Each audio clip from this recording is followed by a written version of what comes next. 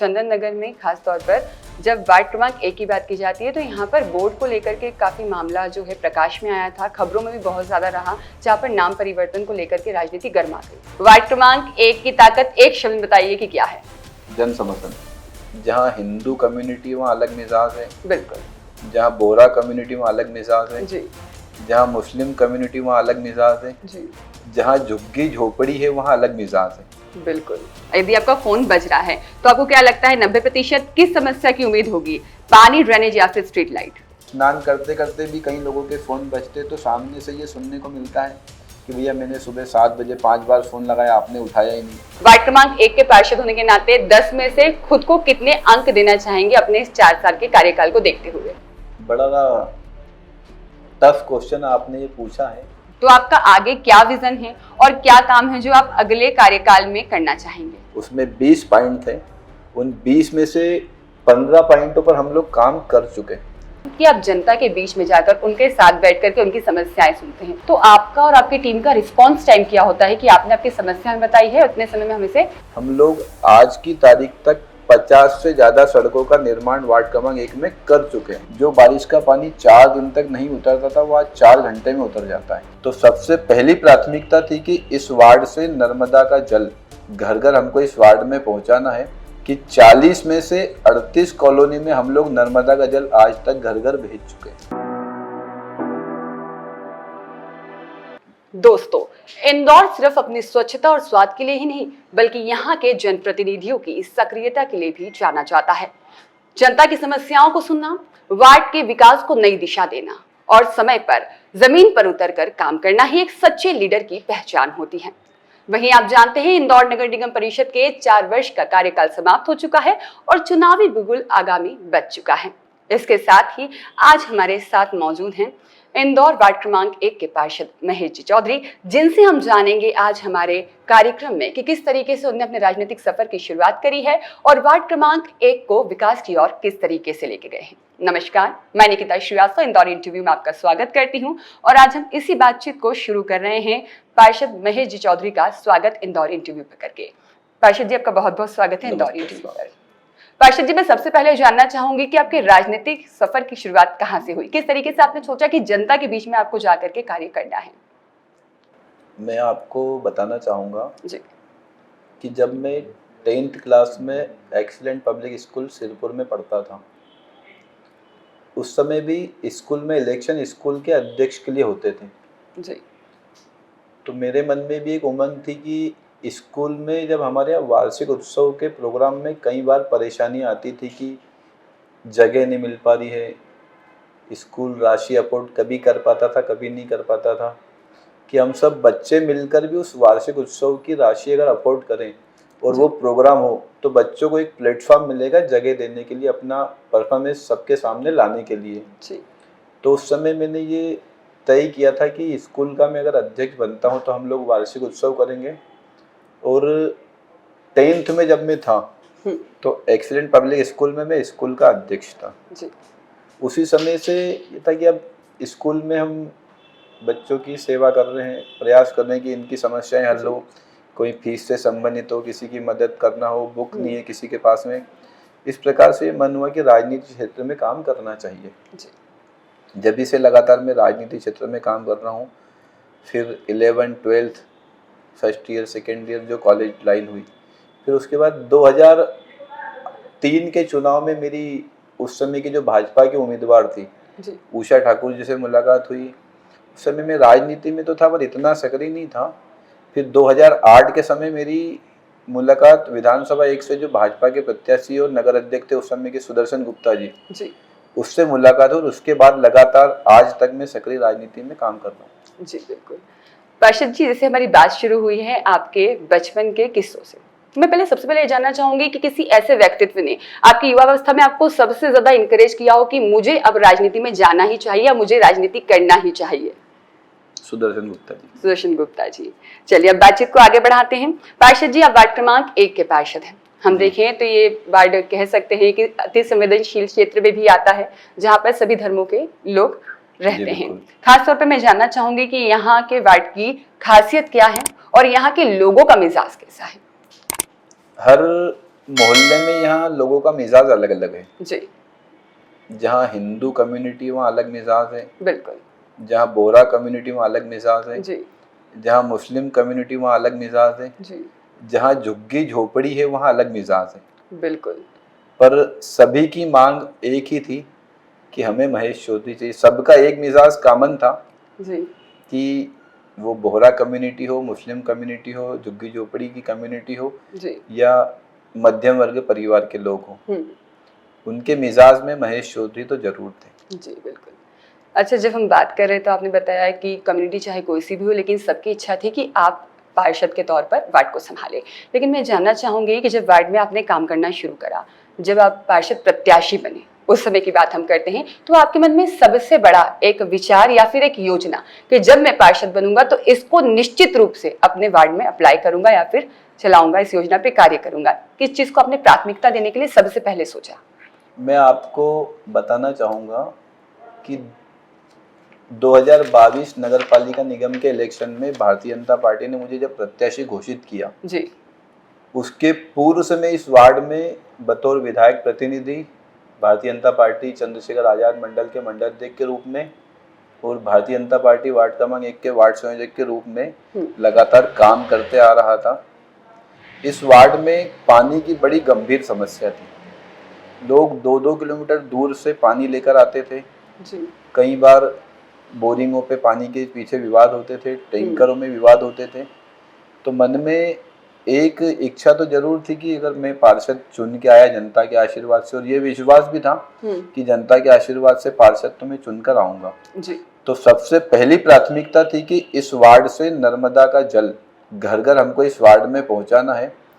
और मुझे संतुष्टि भी और बड़े विश्वास से मैं आपको ये बता रहा हूँ कि 40 में से 38 कॉलोनी में हम लोग नर्मदा का जल आज तक घर घर भेज चुके हैं। पार्षद जी, 2022 के चुनाव के समय आपने वार्ड 1 की जनता से जो वादे किए, उनकी ज़मीनी हकीकत कितनी है और कितने उसमें से पूरे होकर हैं और किससे अधूरे रह गए हैं, हम ये जानना चाहेंगे, और आप किन पे अभी और काम करने वाले हैं?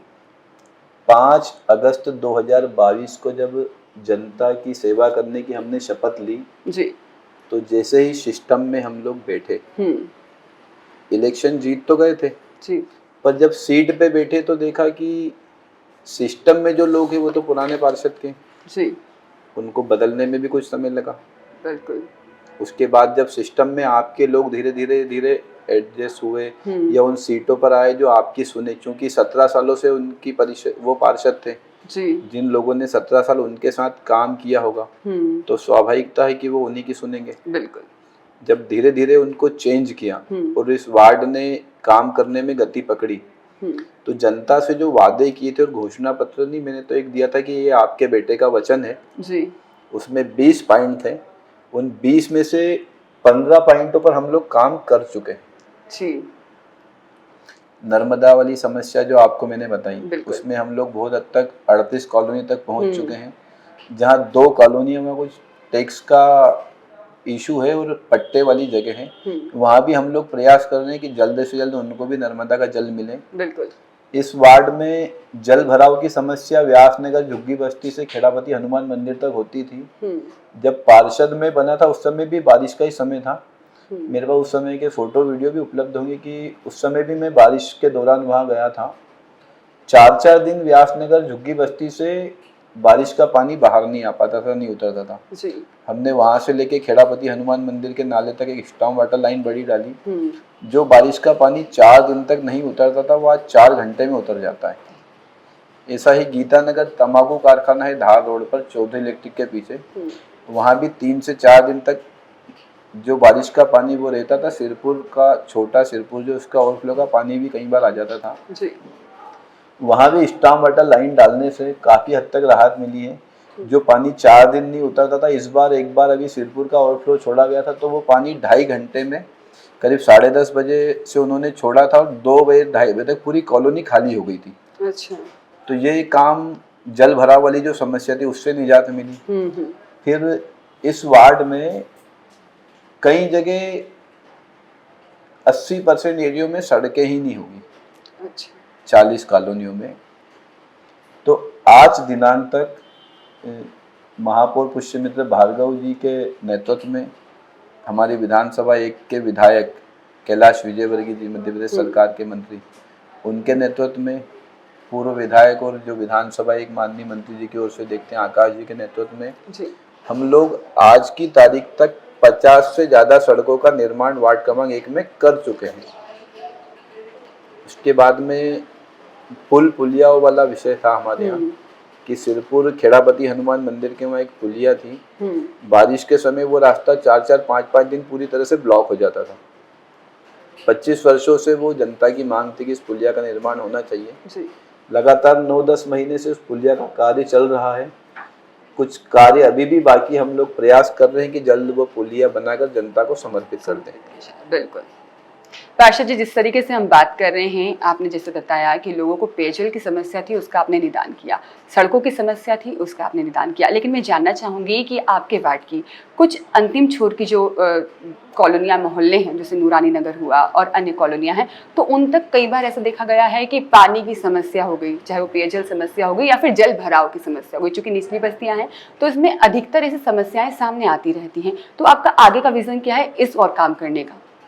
इसमें मैं आपको ये बताना चाहूँगा कि जो जल भराव की समस्याएं आती थी पूर्व में, हमने डायमंड पैलेस से अंबार नगर को जोड़ने वाली पुलिया का निर्माण किया जी, तो वहाँ से जल भराव की समस्या समाप्ति की ओर है। सिरपुर से खेड़ापति मंदिर की ओर जाने वाले मार्ग पर एक पुलिया थी, उसका निर्माण किया जी, तो जो जल भराव होता था और फैल जाता था गलियों में, वहाँ से वो समाप्त हुआ।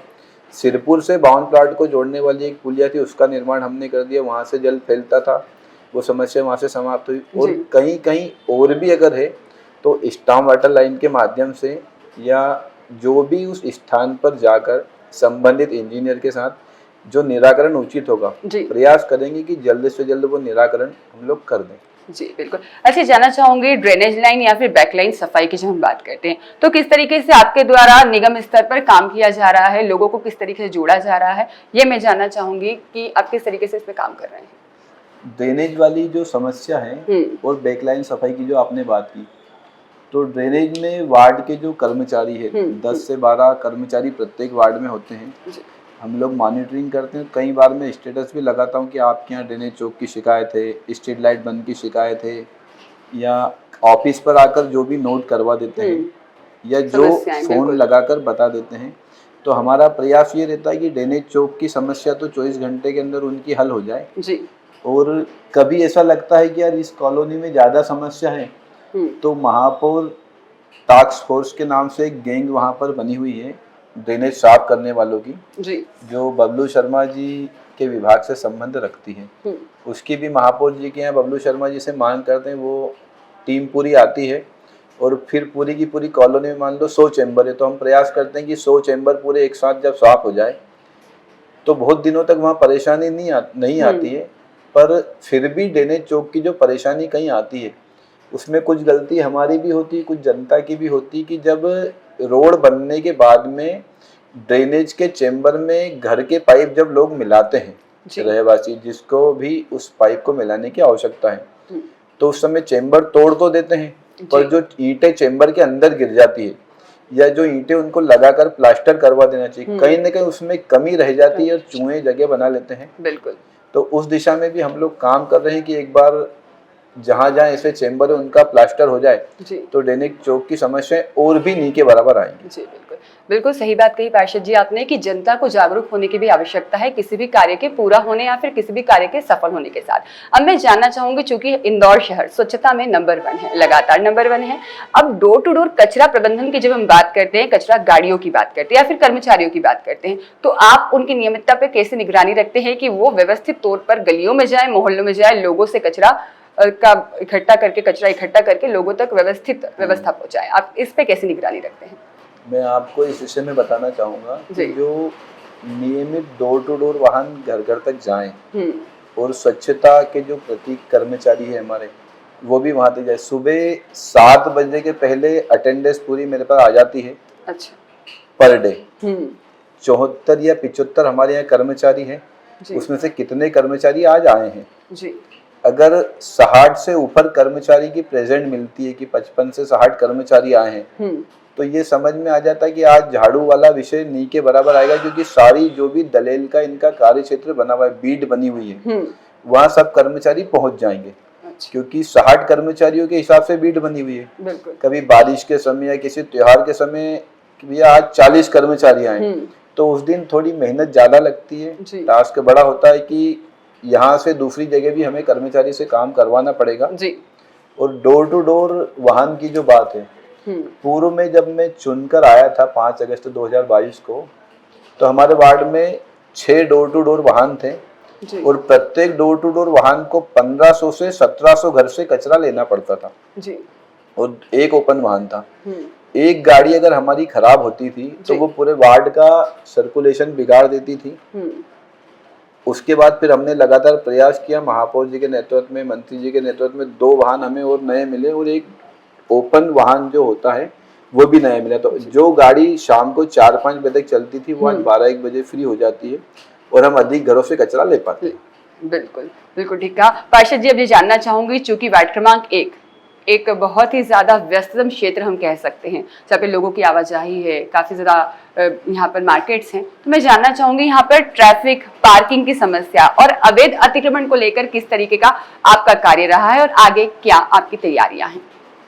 ट्रैफिक को लेकर जो आपने बात की जी, वार्ड क्रमांक 1 से ही जैसे ही जनता बाहर निकलती है तो एक चौराया आता है, चंदन नगर चौराया जी। पहले वो चंदन नगर चौराया था, पर बाद में हमने प्रयास करके उस चौराहे को परिषद में प्रस्ताव पास करवाकर शहीद चंद्रशेखर आजाद चौराया करवा लिया। नाम परिवर्तन करवा लिया था। उस चौराहे पर एक ब्रिज बनाने के लिए आईडीए ने बजट पास किया है जी। जो उम्मीद है कि जल्द वो ब्रिज बन जाएगा, तो उससे जो ट्रैफिक यहाँ 2-2, 2.5 घंटे लगता है जी, उससे इस क्षेत्र की जनता को निजात मिलेगी। और अतिक्रमण को लेकर आपका किस तरीके का कार्य रहा है? जो अवैध अतिक्रमण होते हैं या फिर हम गुमटियों की बात करें, जो रोजमर्रा के जो काम करने वाले लोग होते हैं, तो उनके प्रति आपकी क्या इस तरीके से कार्य प्रणाली रहती है? अवैध अतिक्रमण मुझे अच्छे से ध्यान है कि 5 अगस्त 2022 से जब से मैं पार्षद बना हूं, तो जो भी व्यक्ति मकान बनाने में सोचता है कि मैं 2 फीट आगे बढ़ा लूं, 4 फीट आगे बढ़ा लूं, तो वहीं के रहवासियों की मदद से भी हमने उससे पीछे धकेलने का काम किया है कि अगर आप 4 फीट आगे बढ़ाओगे तो आपका पड़ोसी भी बढ़ाएगा, पड़ोसी बढ़ाएगा तो उसके पड़ोस वाला ही बढ़ाएगा। और जब कुछ समस्या आएगी, भगवान न करे किसी को एम्बुलेंस की या फायर ब्रिगेड की आवश्यकता पड़े, तब परेशान आप लोगों को होना है। तो कई लोगों को समझाइश भी दी, कई लोगों ने उसको माना भी, और जहाँ ऐसा लगता है कि ये नहीं मानेगा तो फिर निगम की जो उचित कार्रवाई है उसके माध्यम से भी हमने उन्हें समझाया और लोग समझे हैं जी। पार्षद जी, अभी जैसे हमने बात करी, हमने सड़कों की बात करी, हमने पानी की बात करी, लोगों तक पानी पहुंचाने की। अब मैं जानना चाहूंगी कि आपके कार्यकाल में खास तौर पर किस तरीके से स्ट्रीट लाइट हो गई या फिर ड्रेनेज लाइन हो गई, इनको लेकर के किस तरीके से आपने कार्य किया है और आपको काफी गर्व है कि हाँ, मेरे कार्यकाल में ये चीजें हुई हैं? स्ट्रीट लाइट के विषय में तो मैं आपको बताना चाहूंगा कि 5 अगस्त 2022 को जब मैं जनता के आशीर्वाद से चुनकर आया था, तो शुरू के जो 6 माह थे उनके अंदर ही मैंने 1172 या 1175 के लगभग लाइटें वार्ड क्रमांक 1 में लगा दी थी जी। क्योंकि पूर्व से मैं स्ट्रीट लाइट का काम देखते आया था विधायक सुदर्शन गुप्ता जी के समय, इसलिए उन्हें लगाने में मैं सफल रहा। और आज भी मेरे वार्ड में 2274 या 2275 के लगभग लाइटें हैं 40 कॉलोनियों के अंदर जी, जिसमें 35 वाट की एलईडी है, 70 वाट की एलईडी है, 90 वाट की एलईडी है। और अभी भी हमें 100 से ज्यादा लाइटों की रिक्वायरमेंट है, जिसके लिए हम प्रयासरत है कि जल्द निगम उपलब्ध करा दे, तो उन 100 लाइटों को भी हम लगा दें। बिल्कुल। पार्षद जी, अब हम बात करें सिरपुर तालाब, विश्व प्रसिद्ध सिरपुर तालाब है जहाँ पर लोगों का आना जाना है। अब मैं जानना चाहूंगी, पार्षद होने के नाते आपने पर्यावरण संरक्षण, सिरपुर तालाब के सौंदर्यीकरण या फिर उसके संरक्षण के लिए क्या कदम उठाए हैं? मैं पहली बात तो आपको ये बताना चाहूँगा कि नगर निगम की दृष्टि से तो वार्ड क्रमांक 1 के अंतर्गत सिरपुर तालाब नहीं आता है, पर इंदौर शहर के नागरिक होने के नाते जी, एक जनप्रतिनिधि के नाते समय समय पर मैंने बबलू शर्मा जी के सामने, महापौर पुष्यमित्र भार्गव जी के सामने, संबंधित कमिश्नर के सामने सिरपुर तालाब को बचाने के लिए जो बातें मैं उनके समक्ष रख सकता था, या कलेक्टर महोदय के सामने, वो समय समय पर मैंने बातें अपनी रखी और उन्होंने उसको अमल भी किया है। तो आज सिरपुर तालाब बहुत अच्छी व्यवस्था में है जी। जहाँ अवैध अतिक्रमण से भी हम लोग सिद्धपुर तालाब को मुक्त करवाना चाहते हैं, और जो अतिक्रमण कई जगह मुक्त भी हुआ है और जो अगर कहीं है तो उसे भी मुक्त कराएंगे। जैसे एक 20 mld का प्लांट पीछे बन रहा है, सीवरेज का पानी जो छोटे तालाब में मिलता था, उसके लिए हमने भी प्रयास किया था कि गंदा पानी इसमें मिलता है उसे रोका जाए, तो उसमें भी आपको एक अच्छा कदम निगम की ओर से दिख रहा है। जी पार्षद जी, जैसे कि आपके कई सारे वीडियोस वगैरह देखे हैं कि आप जनता के बीच में जाकर उनके साथ बैठ करके उनकी समस्याएं सुनते हैं, बड़ी ही संवेदनशीलता के साथ उनकी बातों को सुनते हैं, उनकी समस्याओं को हल करते हैं। चूंकि आपने अपने काम बताए हैं कि आपने अभी तक इतने काम किए हैं, तो मैं जानना चाहूंगी कि जनता सबसे अधिक आपको किन समस्याओं के बारे में सुनने के लिए मिलता है कि हाँ हमारे वार्ड में ये समस्या, वैसे तो हमने इस पे काम किया है लेकिन अभी भी ये समस्या बनी हुई है? इसमें आप जब धरातल पे उतर कर देखेंगे, जनता के आशीर्वाद से जब मैं चुनकर इस वार्ड में आया था, हमारे वार्ड में एक राशन की दुकान थी जहां पर 4000 से ज्यादा लोग एक ही राशन की दुकान से राशन लेते थे। सुबह 6 बजे जो महिला, पुरुष, भाई, बहन, बेटी जो भी लोग राशन लेने के लिए लाइन में लगते थे, कई बार उनके साथ ऐसा होता था कि शाम को 4 बजे तक वो लाइन में लगे होते थे और 4 बजे उनको एक टोकन मिलता था कि आप राशन लेने कल आना।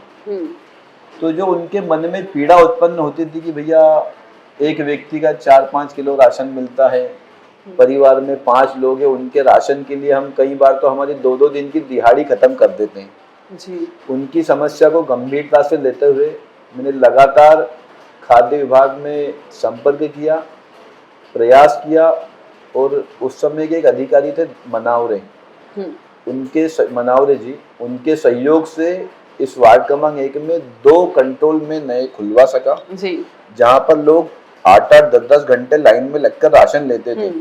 आज वो लोग 15 से 20 मिनट में राशन लेकर घर आ जाते हैं। राशन तो उनको मिल जाता है, पर मन में ये खुशी है कि जो उनका 8 घंटे का, 6 घंटे का, 10 घंटे का समय लाइन में लगकर खराब हो जाता था, वो मैं बचाने में सफल रहा। बिल्कुल। पार्षद जी, अभी हम जहाँ आपका इंटरव्यू कर रहे हैं ये आपका कार्यालय है। मैं जानना चाहूंगी कि आपके कार्यालय में जब कोई व्यक्ति अपनी समस्या लेके आता है, वार्डवासी अपनी शिकायत लेकर आते हैं, तो आपका और आपकी टीम का रिस्पांस टाइम क्या होता है कि आपने आपकी समस्या हमें बताई है, उतने समय में हम इसे सॉल्व कर देंगे या फिर इसका हल कर देंगे? क्या आपका प्रयास रहता है और क्या रिस्पांस टाइम रहता है? मैं आपको ये बताना चाहूँगा कि सुबह 10 से 2 तक तो मैं खुद पर डे कार्यालय पर होता हूँ जी। संगठन के कोई काम होते हैं तो उस वजह से कभी नहीं हो पाता हूँ। बाकी मैं और मेरे ऑफिस का पूरा स्टाफ, पूरी टीम जो यहाँ उपस्थित रहती है, जो भी संबंधित हितग्राही अपने किसी भी कार्य के लिए आता है, तो सबसे पहले तो हमारी प्राथमिकता होती है कि हम उसको जल पिला दें, वो शांति से बैठ जाए, चाय पिला दें, फिर उसके बाद उसकी बात सुने, और जैसी उसकी समस्या है, अगर ड्रेनेज से संबंधित समस्या तो वो 24 घंटे में हल हो जाती है। अच्छा। स्ट्रीट लाइट से संबंधित कोई समस्या है तो हफ्ते में मंगलवार और एक्स्ट्रा अगर हम गाड़ी मांगे तो 2 बार हमें गाड़ी हफ्ते में मिलती है। तो हमारा प्रयास रहता है कि 4 दिन में स्ट्रीट लाइट की समस्या उसकी समाप्त हो जाए। कोई राशन पर्ची बनाने की समस्या होती है, अगर कोई आया कि भैया राशन की पर्ची मुझे बनाना है, तो जो राशन पर्ची का समय हम कार्ड बनाकर तो उसे दे पाते हैं।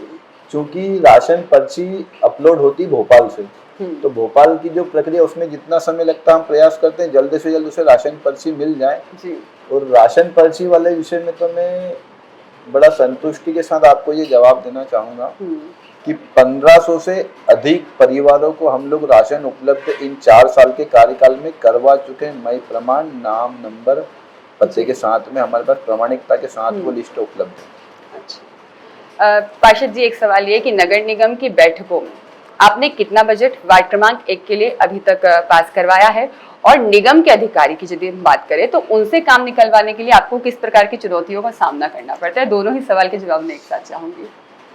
नगर निगम से 4 साल में जो समय सीमा उनकी ओर से बजट होता है वो तो काफी कम होता है कि पार्षद निधि 35 लाख जन कार्य के कामों के लिए, ड्रेनेज के लिए कुछ 25-30 लाख रुपए, वो भी कम होता है, जिसमें फिर मुख्यालय से 1 करोड़ की राशि मिलती है। इन सब के साथ में महापौर जी से मदद लेकर, माननीय मंत्री जी से विशेष निधि लेकर, या निगम के जो संबंधित अपर आयुक्त या कमिश्नर महोदय हैं उनके सहयोग से, और लगातार उनके यहाँ दौरे करवा कर कि मेरा वार्ड बड़ा पिछड़ा हुआ है, 3 बार से चूंकि कांग्रेस की परिषद थी, तो उनको धरातल पे उतार कर जो हम राशि ले पाए उनसे, एक उसमें बड़ी पानी की टंकी का निर्माण हुआ। टंकी को की राशि अगर जोड़ दी जाए तो आज दिनांक तक इन 4 सालों में 27 करोड़ रुपए से अधिक के काम वार्ड क्रमांक 1 में हम जनता को काम करवा कर धरातल पर दे पाए। समर्पित कर चुके हैं। बिल्कुल पार्षद जी, मैं जानना चाहूंगी, चूंकि नगर निगम परिषद के 4 साल का कार्यकाल समाप्त होने पर है, आखिरी अंतिम वर्ष बचा है और अगले साल इसमें चुनाव भी हो जाएंगे, तो मैं जानना चाहूंगी आप वार्ड क्रमांक 1 के पार्षद होने के नाते 10 में से खुद को कितने अंक देना चाहेंगे अपने इस 4 साल के कार्यकाल को देखते हुए?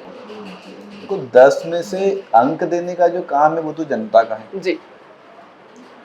आप किसी से बोलोगे कि एग्जाम भी आप ही को देना है और रिजल्ट भी आप ही को देना है जी, तो वो तो शायद 10 में से 10 देगा। क्योंकि मैंने मेरा 100% प्रयास जनता की हर समस्या हल करने के लिए किया।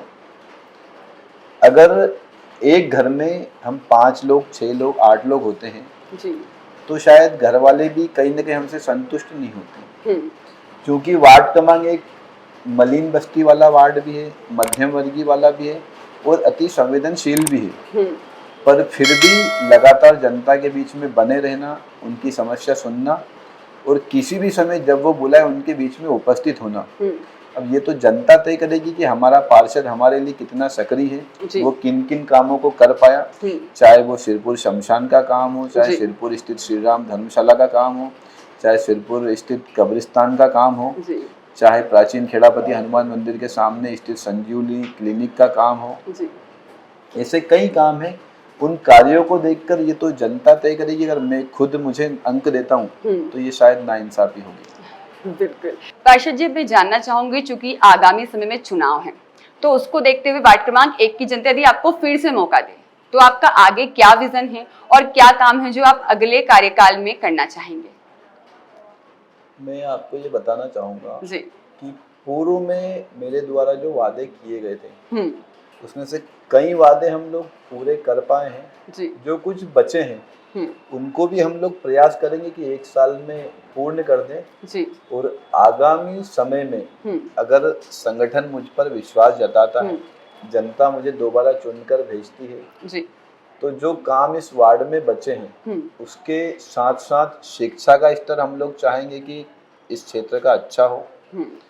हमारे यहाँ एक सिरपुर शासकीय स्कूल है जिसमें जब मैं पार्षद चुनकर आया था तो मैं आपको बताना चाहूँगा कि 10th का रिजल्ट था 64% और 8th का था 54%।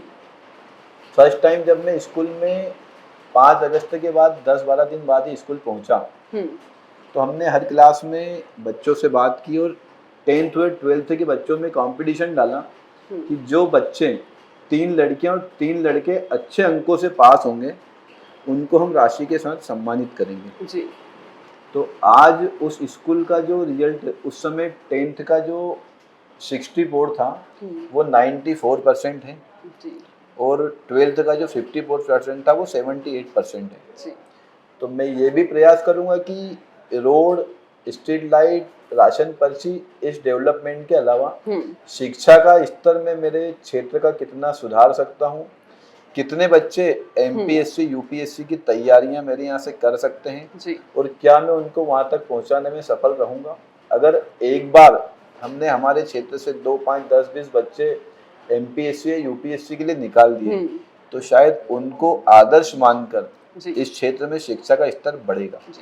अच्छा पार्षद जी, जैसे आपने भी कहा कि एमपीएससी और यूपीएससी के लिए भी आप प्रयासरत हैं कि बच्चों को कुछ मिल सके, तो मैं जानना चाहूंगी, अब ये सवाल में इंक्लूड करूंगी कि किस तरीके से आपका क्या विजन है, आप इसमें क्या करना चाहते हैं, क्या इंक्लूड करेंगे बच्चों के लिए, क्या कुछ खास आप योजना लाना चाह रहे हैं बच्चों के लिए? एक मेरी कई MPSC pass out, UPSC pass out, IAS अधिकारी, आईपीएस अधिकारी, आईएएस अधिकारियों से कई बार चर्चा होती, मेरे कुछ मित्र भी हैं, तो बात होती कि हम प्रयास कर रहे हैं। अभी सिरपुर स्कूल में हमने एक प्रोग्राम तैयार किया जिसमें करीब 1000 से ज़्यादा बच्चे रहेंगे, जिसमें बच्चों का माइंड सेट करने के लिए एक आईएएस, एक आईपीएस, एक आईआरएस, एक डॉक्टर, एक वकील वहाँ उपस्थित रहेंगे, जो उन्हें बताएंगे कि आपको 10th के बाद, 12th के बाद किस प्रकार से किस चीज़ की तैयारी करना चाहिए। अगर एक बच्चा भी उस स्कूल से निकलता है तो शायद स्कूल का नाम होगा, उसके परिवार का नाम होगा, मोहल्ले का नाम होगा, क्षेत्र का नाम होगा, संबंधित जनप्रतिनिधि का भी नाम होगा, अगर उसमें मेरा योगदान रहेगा। जी, बहुत ही सराहनीय प्रयास है पार्षद जी आपका। पार्षद जी, मैं जानना चाहूंगी, पार्षद बनने के बाद आपकी निजी जिंदगी या दिनचर्या में सबसे बड़ा बदलाव क्या आया है, और सुबह से रात तक आपकी दिनचर्या क्या होती है? एक बार हमारे दर्शकों को आप ये बताएं, ताकि आपके जो वार्डवासी हैं वो भी आपके कार्य को समझ सके।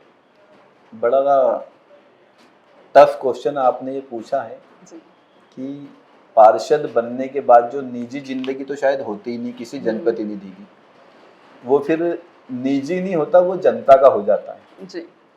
सुबह 6 बजे, सवा 6 बजे, 6:30 बजे उठने के बाद से जो फ़ोन शुरू होते हैं, कई बार गर्मी के समय 6, 6:30 बजे से ही फ़ोन आने लग जाते हैं कि भैया पानी नहीं है, नल आएंगे नहीं आएंगे, कहीं ड्रेनेज चौक की समस्या हो सकती है, कहीं झाड़ू ले लगने की समस्या हो सकती है, कहीं कचरा गाड़ी नहीं आई उसकी समस्या हो सकती है। कई बार जनप्रतिनिधि के साथ ऐसा भी होता है, क्योंकि हम भी इंसान हैं, दिनचर्या हमारी भी है। आप उठे, रोजमर्रा के जो काम है, कई बार स्नान करते करते भी कई लोगों के फ़ोन बजते, तो सामने से ये सुनने को मिलता है कि भैया मैंने सुबह 7 बजे 5 बार फ़ोन लगाया, आपने उठाया ही नहीं। जी। क्योंकि स्नान करने का समय अगर है, उस समय स्नान करें तो संभव तो नहीं, पर बाद में जब लगाओ, आपने 1 बार लगा लिया, 2 बार लगा लिया, 3 बार लगा लिया, सामने वाला नहीं उठा पाया, तो वो उसकी गलती नहीं बताता है कभी कि मैंने नहीं उठाया था, मैं कहीं काम में उलझा था, पर वो ये जरूर बोलता है जनप्रतिनिधि से कि हमने फ़ोन लगाया था, आपने उठाया नहीं। बिल्कुल। तो कई बार सामने से ऐसे बोलने वाले लोगों को भी मैनेज करना खुद को चाहिए कि एक समय के बाद हम लोग कॉल करें, कम से कम 7-8 बजे बाद तो कॉल करें। बिल्कुल बिल्कुल पार्षद जी। पार्षद जी, अब हम देखते हैं कि जब हम इंदौर की बात करते हैं तो इंदौर की बात हो और खाने का जिक्र ना हो, ये हो नहीं सकता। तो ऐसा कोई संभव नहीं होता है कि जब इंदौर की बात हो और हम यहाँ के जायके की बात ना करें। तो आपका व्यक्तिगत तौर पर इंदौर का सबसे पसंदीदा व्यंजन क्या है, जो आप पूरे दिन भर की थकान आपकी मिटा सकता है? दिन भर की थकान जो मिटा सकता है, सबसे बढ़िया दाल बाफले, इंदौरी व्यंजन। जी, इंदौरी दाल। हाँ जी। अब हम खेलते हैं इंदौरी इंटरव्यू का एक छोटा सा रैपिड फायर, जिसके अंदर पार्षद जी काफी कम समय में अपने जवाब देंगे। पहला सवाल आपसे ये है मेरा पार्षद जी कि जब यदि हम बात करें रात 12 बजे, यदि आपका फोन बज रहा है, तो आपको क्या लगता है 90% किस समस्या की उम्मीद होगी? पानी, ड्रेनेज या फिर स्ट्रीट लाइट? तीनों की नहीं होती। फिर कभी पुलिस ने पकड़ लिया जी, या कोई असामाजिक तत्व क्षेत्र में किसी को परेशान कर रहे हैं जी, ये चीजें होती हैं। बिल्कुल। अच्छा, 5 मिनट का ब्रेक यदि आपको मिले तो 56 की शिकंजी को आप चूज करेंगे या फिर सराफा के पोहे जलेबी को? सराफा के पोहे जलेबी। वार्ड क्रमांक 1 की ताकत एक शब्द बताइए कि क्या है? जन समर्थन। बिल्कुल। नगर निगम के अधिकारियों से काम निकलवाने का आपका पर्सनल तरीका, प्यार से समझाना या फिर कड़क होकर उन्हें अल्टीमेटम देना? काम करवाना, वो जिस तरीके से समझे। बिल्कुल। इंदौर लगातार स्वच्छता में नंबर 1 है, इसका पूरा क्रेडिट आप किसे देना चाहेंगे? जनता को, सफाई मित्रों को या फिर निगम प्रशासन को? नहीं, जितना जनता का इसमें ज्यादा योगदान है जी, क्योंकि अधिकारी कितना भी प्रयास कर ले, पर जब तक जनता पूर्ण रूप से मदद नहीं करेगी, क्योंकि अधिकारी प्लानिंग करते हैं जी, पर उस पर अमल अधिकारी के साथ, कर्मचारी के साथ जनता भी करती, तब जाकर हम स्वच्छता में लगातार 8 बार नंबर 1 आए हैं जी, और 9वीं बार भी आएंगे। तो आपके सबसे जनता का योगदान सबसे अधिक है। अब एक लाइन में यदि वार्ड के लिए आप कहना चाहेंगे तो जनता के लिए सबसे बड़ा वादा आप क्या करना चाहेंगे? क्योंकि आगामी समय में चुनाव भी है, तो जनता के लिए एक लाइन में आप क्या कहना चाहेंगे सबसे बड़ा वादा? पूरे समय हर सुख दुख में आपके साथ उपस्थित रहूंगा। जी। पार्षद जी, एक सवाल ये मेरे मन में आता है कि जब आपने क्षेत्र का नाम परिवर्तन किया, तो नाम परिवर्तन के बाद में क्या कोई समस्या का सामना आपको करना पड़ा या फिर जनता को समस्या का सामना करना पड़ा हो नाम परिवर्तन हो जाने के बाद? चंदन नगर का खासतौर पर हम देखना चाहेंगे। वो चंदन नगर का नाम चेंज नहीं हुआ था, सिर्फ चंदन नगर चौराहे का नाम चेंज हुआ था, क्योंकि पूर्व से वहाँ पर शहीद चंद्रशेखर आजाद जी की प्रतिमा स्थापित है और वो हमारे प्रतीक है आज़ादी के। तो नगर निगम के माध्यम से MIC में प्रस्ताव पास करवा कर मैंने चंदन नगर चौराहे का नाम शहीद चंद्रशेखर आजाद चौराहा करवाया है। बाद में कई बार जब सिटी बसें निकलते हुए देखी तो उसमें एक पट्टी चलती, ऊपर आपने भी देखी होगी लाइनिंग जी, उस पर भी चंदन नगर चौराहा लिखा हुआ आता था। तो जो सिटी बस अभी देखते हैं अर्थ जैन साहब, उनसे मैंने आग्रह किया है कि उन सिटी बस में भी चंदन नगर की बजाय शहीद चंद्रशेखर आजाद चौराहा लिखा हुआ है, तो जनता कि भाषा शैली में रोजमर्रा के जीवन में बोलने में चंदन नगर चौराहे की जगह शहीद चंद्रशेखर आजाद चौराहा बोलने में आएगा। जी बिल्कुल। अच्छा पार्षद जी, एक बड़ा सवाल ये है कि चंदन नगर में खास तौर पर जब वार्ड क्रमांक 1 की बात की जाती है तो यहाँ पर बोर्ड को लेकर के काफी मामला जो है प्रकाश में आया था, खबरों में भी बहुत ज्यादा रहा, जहाँ पर नाम परिवर्तन को लेकर के राजनीति गर्मा गई थी। इसके बारे में आपका क्या विजन है और क्या आप इस बारे में कहना चाहेंगे? चंदन नगर वार्ड क्रमांक 2 में आता है, विधानसभा 1 के वार्ड क्रमांक 2 में। उसमें कुछ अधिकारियों की गलती से, शायद संबंधित पार्षद के पत्र पर या निगम के कर्मचारियों की गलती से, कुछ गलियों के नाम परिवर्तन रातों रात हो गए थे, जिसमें जब वो बात सामने आई तो हमारे पूर्व विधायक जो विधानसभा 1 देखते हैं, आकाश जी ने भी कलेक्टर महोदय, कमिश्नर महोदय को एक पत्र लिखा था जी। उसके बाद परिषद में मैंने पूरी ताकत के साथ अपनी बात रखी कि जिन अधिकारियों की एक गलती से इस क्षेत्र में, इस शहर में, इस प्रदेश में और इस देश में आग लग सकती थी, उनको हमने 15 दिन के अंदर बहाल कैसे कर दिया, क्योंकि वो गलती इतनी बड़ी थी। चंदन नगर एक सांप्रदायिक वाली क्षेत्र की दृष्टि से पूरे प्रदेश में लोग जानते हैं, बिल्कुल संवेदनशील, बिल्कुल वहां पर अपनी मर्जी से बोर्ड लगाना सरासर गलत था। तत्काल फिर निगम ने उस पर कार्रवाई की और वो सारे बोर्ड हटा दिए गए। जी बिल्कुल। अब पार्षद जी, मेरा आखिरी सवाल कि इंदौरी इंटरव्यू के माध्यम से आप अपने वार्ड की जनता, वार्ड वासियों को क्या संदेश देना चाहेंगे और क्या अपील करना चाहेंगे? स्वच्छ रहें, स्वस्थ रहें, अपने बच्चों को अच्छी शिक्षा दें और किसी के बहकावे में ना आए। तो ये थे वार्ड क्रमांक 1 के पार्षद महेश चौधरी जी हमारे साथ, जिन्होंने बेबाकी के साथ जनता के सवालों के जवाब दिए और साथ ही अपने विकास और विकास के विजन को भी हमारे साथ साझा किया है, और साथ ही राजनीति में उनके आने के सफर से लेकर के विकास के वार्ड की जो गाथा थी उन्होंने सारी हमें बताई है। पार्षद जी, आपका बहुत बहुत धन्यवाद इंदौरी इंटरव्यू के साथ जुड़ने के लिए और अपना कीमती समय हमें देने के लिए। धन्यवाद। और हमारे दर्शकों के लिए हम कहना चाहेंगे, यदि आपको वीडियो पसंद आया है तो अपने इंदौरी इंटरव्यू चैनल को लाइक करें, शेयर करें, सब्सक्राइब करें और इस वीडियो को ज्यादा से ज्यादा शेयर करें, बेल आइकन दबाना ना भूलें। और यदि आपके पास भी कोई सवाल है जो आप अपने वार्ड पार्षद से पूछना चाहते हैं तो हमें कमेंट बॉक्स में जरूर बताएं। हम अपने अगले वीडियो में उस सवाल को जरूर लेंगे।